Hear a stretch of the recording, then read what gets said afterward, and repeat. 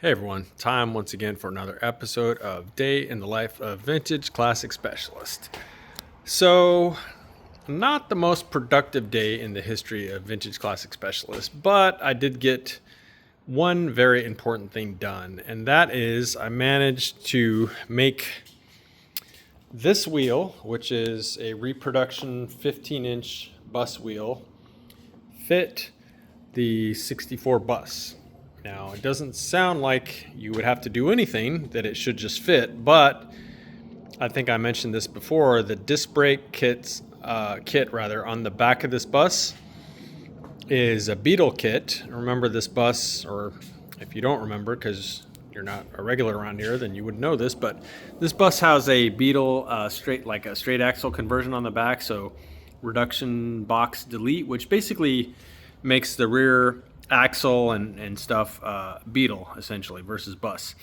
And so the disc brake kit is Beetle on the back, and so the kit is made to clear Beetle wheels. Well, as it turns out, bus wheels are shaped a bit different, not surprisingly, and they don't clear these brakes, like not even close. And 14-inch wheels, no way. 15-inch wheels, close enough that we thought we could probably get them to work. And so that's kind of was my morning today, about half my day, believe it or not. And so I'm sorry I don't have any visual aids because these wheels that we have on here now as rollers are back on, so we can put the bus away at the end of the day. But basically what I had to do was a couple things. One is we're going to run spacers on the wheels, which helped a tremendous amount, and it'll actually look good because it'll help kind of kick the wheels out some.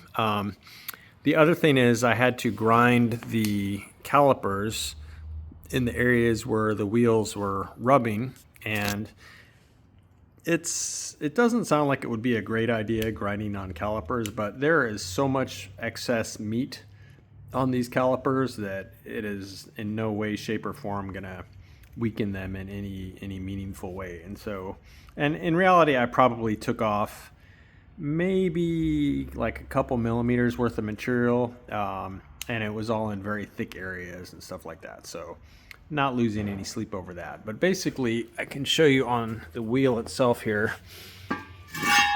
And thanks to Wolfsburg West here for loaning us a wheel.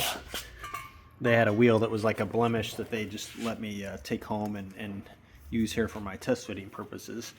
So you can kind of see these like scratch marks going around here.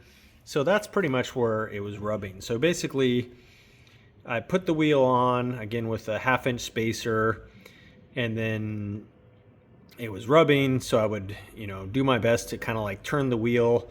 And what I did was I covered the caliper with masking tape in the areas where I was pretty sure it was rubbing, and then again bolt the wheel up and then grab the wheel and force it to turn, and then pull the wheel off, and then I could see like a witness mark basically, or witness marks on the masking tape where the wheel had been rubbing the drum.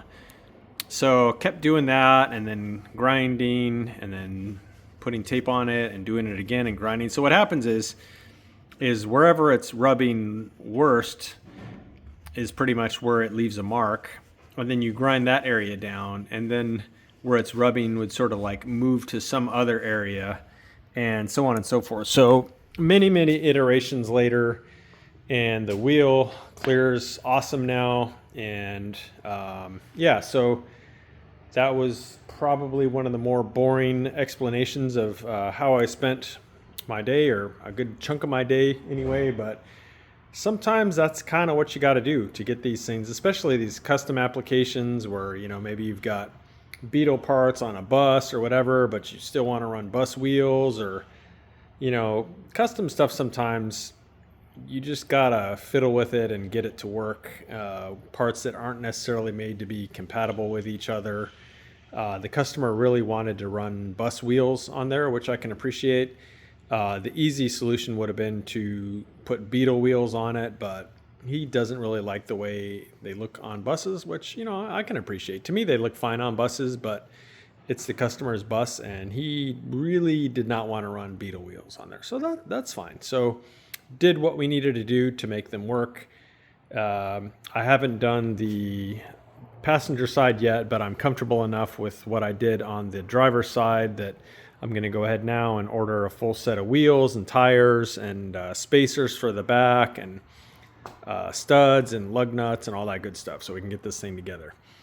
So other than that and running a bunch of errands today, I did kind of finalize the Baja Bug. Took it for a drive on one of my test routes that I do around Orange, probably about, 3 or 4 miles, enough to where I was comfortable that it was running and driving really good. And I'll tell you guys what, that little 1776, that is a bitchin' little motor in this thing. And I don't really know what the specs are internally other than that it's a 1776, but it's a pretty stout little motor. I really had a good time driving this car around. And then, we checked all the lights and stuff like that, adjusted the headlights. They were set a bit high and they were a bit sort of off kilter from each other. And so, this thing's ready to go. And I believe the owner is going to come pick it up tomorrow. So I'm excited for him to enjoy this bitchin' Baja Bug here. And so that was pretty much it for today, guys. So a little bit of a short episode today, but, sometimes that's how it goes. Anyway, so we will see you guys again tomorrow, Friday.